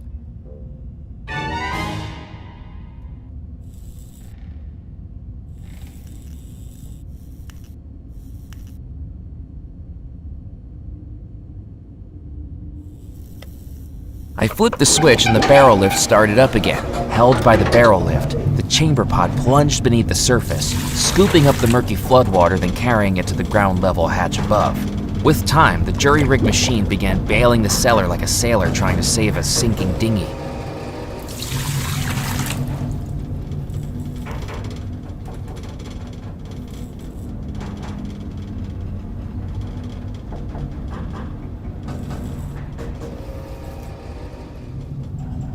There was nothing large that I needed to move.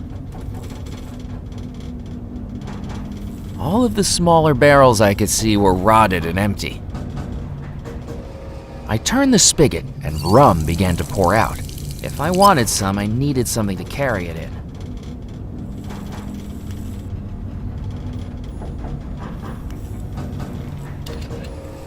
With the bottle positioned beneath it, I turned the spigot. The grotesque face began spewing out rum like it was 2 a.m. on Bourbon Street.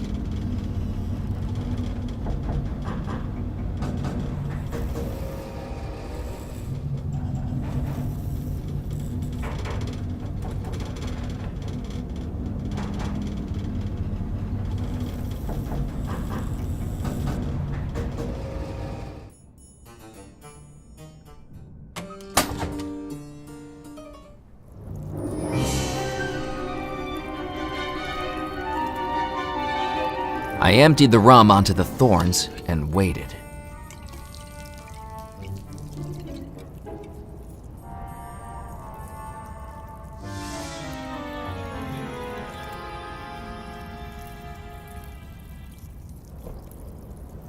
There was only one rose left. I needed to be more delicate than ripping it out of the flower bed.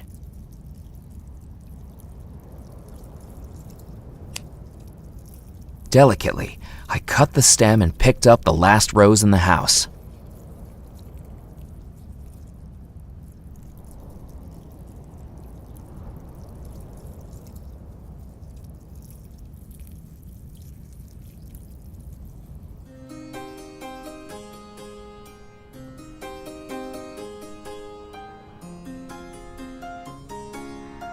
Without knowing what it was, I didn't want to break it.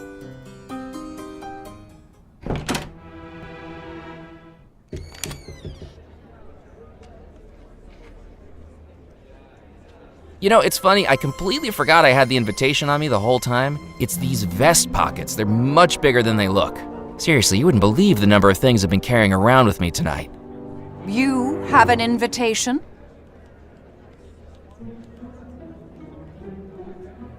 It'd be rude not to show my face. Are you absolutely sure about that? I'm sure our guests could survive without beholding the sight of your singular visage. You see, as the housekeeper, it is my job to ensure that only guests of the highest class are in attendance. How kind of you to think so highly of me. Look, just don't try burping the alphabet or announcing when you're going to the lavatory.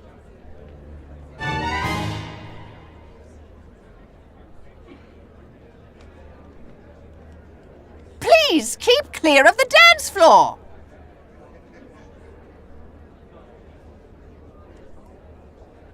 Walking around the upstairs mezzanine, I found myself in a small balcony overlooking the dance floor, where a tabletop of placards had been set out.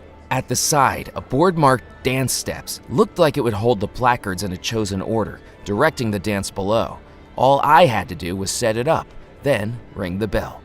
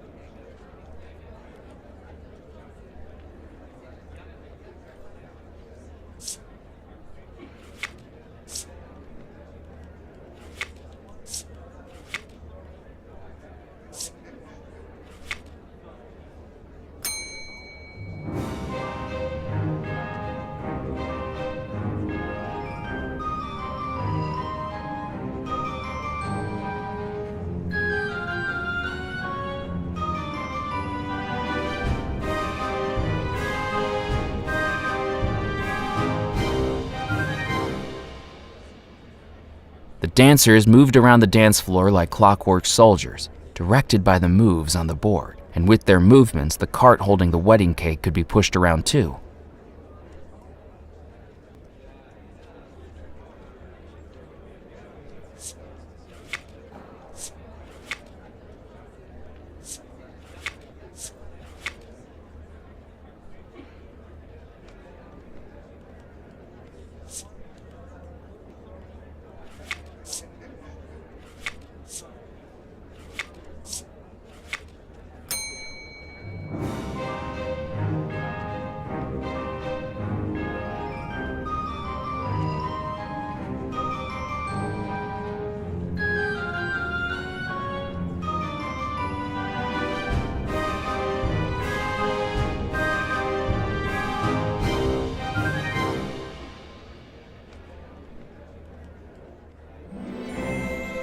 Heading down from the mezzanine, I saw what I was after.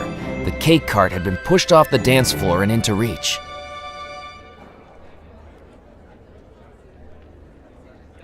I couldn't cut a slice out of the wedding cake with my bare hands. While Mrs. Craddock rubbed her temples, I had a moment of opportunity. I knew I wasn't supposed to cut the cake if I wasn't the groom, but these were unusual circumstances.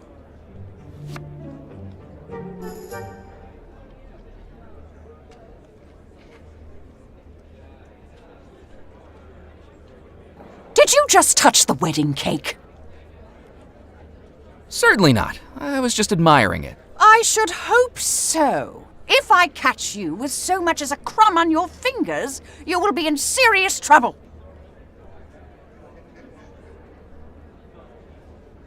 Good evening, Mrs. Craddock. Oh, are you still here? When you talk about sinners in the house, do you mean the parlor witch?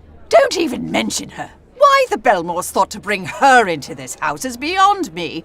Oh, thank goodness we have Father Foskett trapped with us to keep this house holy. Where is the parlor witch? Now don't go seeking her out. You'll only regret it. We barely ever see her, but she's up there in one of the locked rooms, tainting the entire household. I found some of her black candles one day, you know. Who knows what she did with them? Voodoo spells and magic rituals. I confiscated them and put them on top of the fuse box in the cellar. At least if there's a power surge, they can do some good for a change. I've heard Rackham deals in the occult as well. What poppycock! Mr. Rackham is a good, honest, hard-working man. The cure for the ailments of this house. The witch is why we are cursed to remain here. And it is why a good, honest marriage between Mr. Rackham and Miss Bellemore will finally allow us to move on. Just as I wish to do with this entire subject of conversation. Thank you for your help. Goodbye.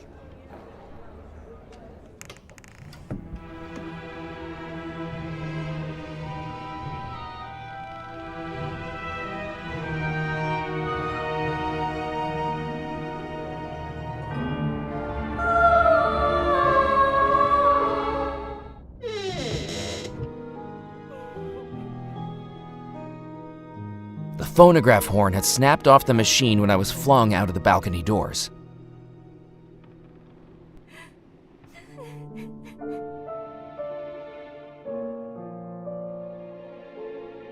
I placed the rose in the vase. There were 4 items left. I placed the ring on the dresser. There were 3 items left.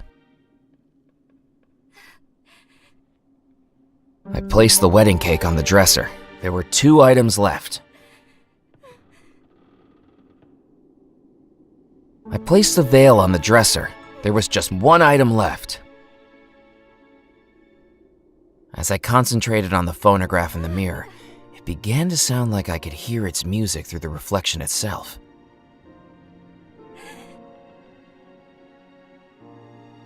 It was the wedding march.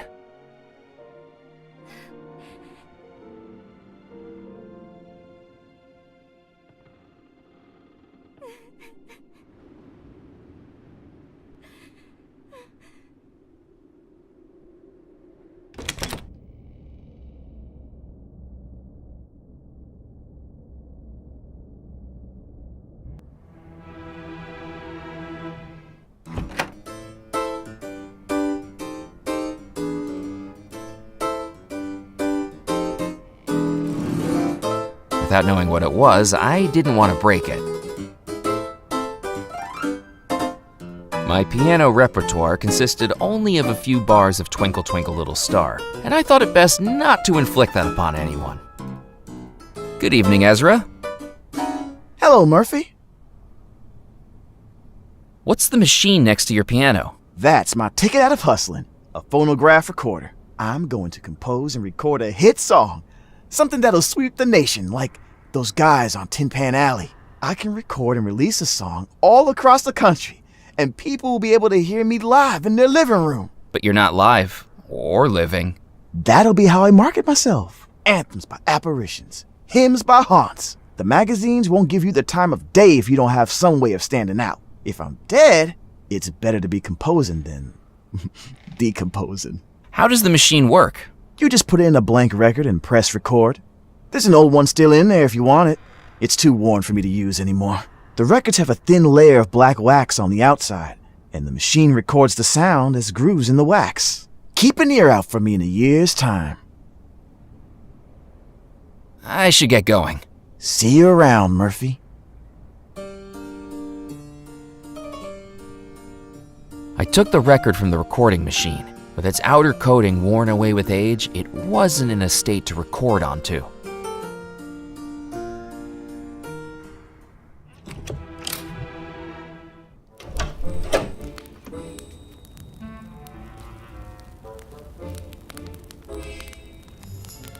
Carefully, I dipped the record into the molten candle wax.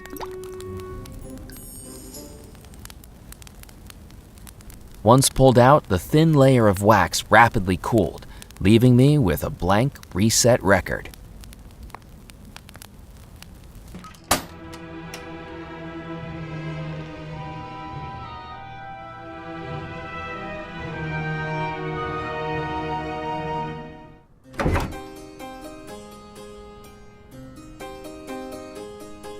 I placed the freshly reset record back on the recording machine. Excuse me, Ezra, could you play the wedding march? A request? Sure thing, Murphy.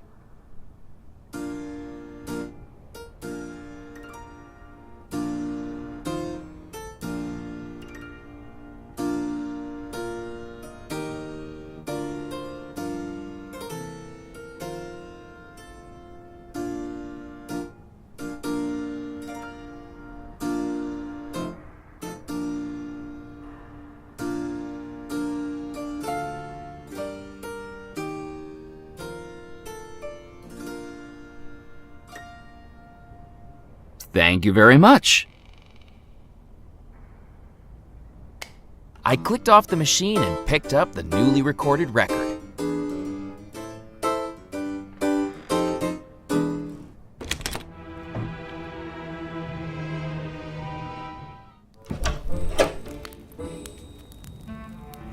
I had nothing else to say to the Colonel.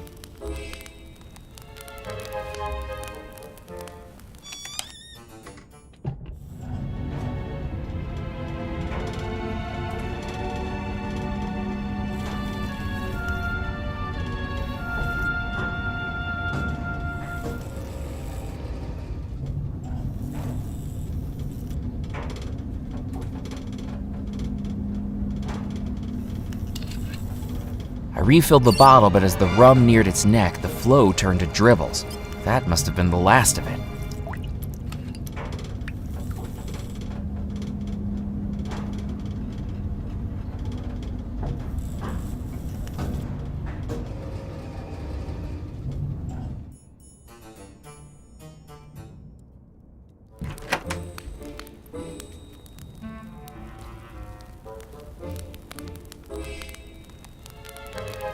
Can I top you off, Colonel? Oh, excellent.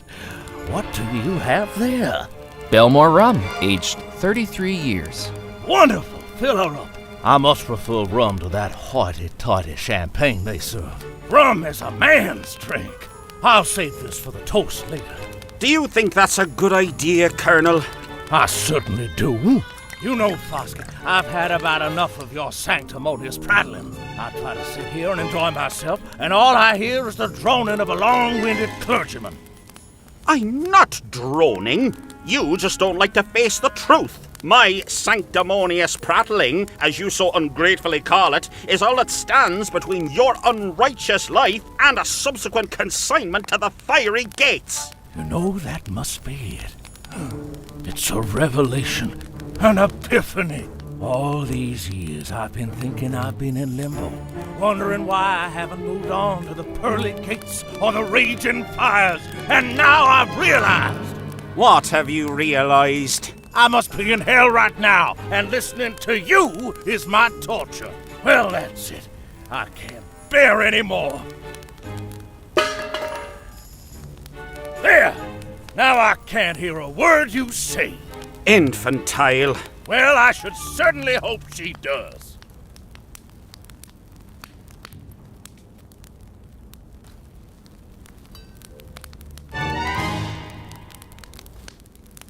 Good evening, Colonel. What? No, thank you. I don't have an appetite. Good evening, Father Foskett. Hello again, my child. I've heard there's a witch in the house. I'm afraid you've heard correctly. A terrible lapse in judgment on the part of the Bellemore brothers, I'm afraid. And now look at what's happened. Who is she? I don't rightly know, but she must have something to do with this evil state we find ourselves in. I'd best be heading off. God be with you.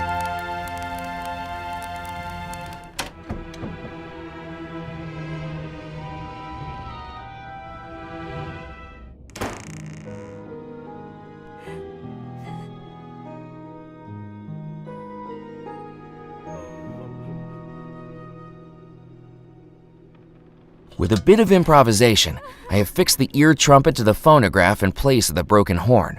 Now, I just needed some music to play. I placed the record into the phonograph.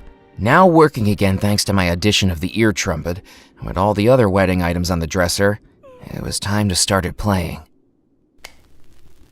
Abigail, if you can hear me, try to come back to your final happy moment. I began to feel a change in the room. The air not quite so still, the shadows not quite so dark, and the bride not quite so distant. I just hoped I'd made a wise decision.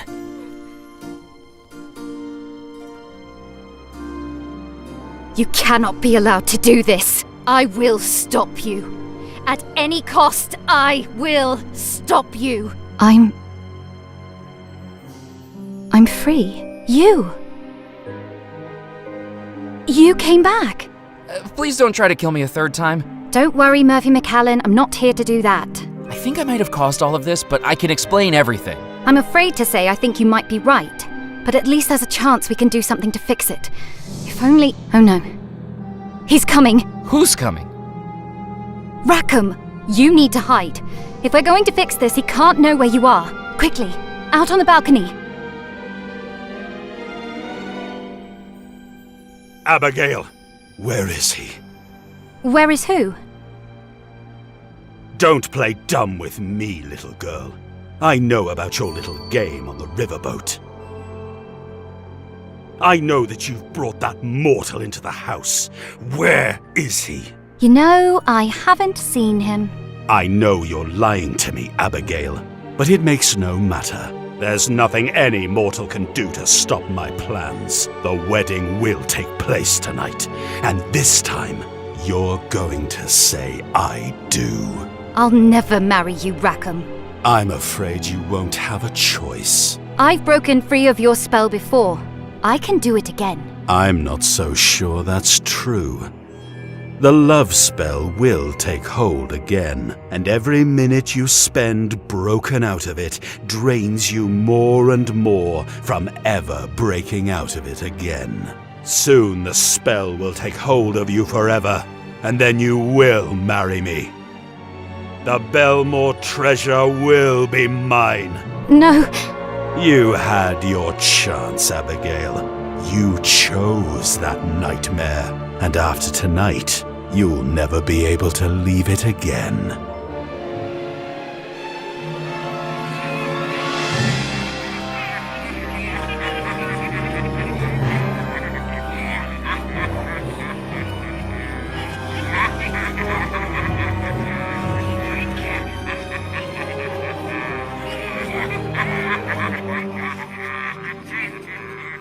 What a creep. Abigail, is it safe? Of course not, but we don't have the luxury of waiting. Come with me, Murphy. I have a plan, and there are some things you really need to know.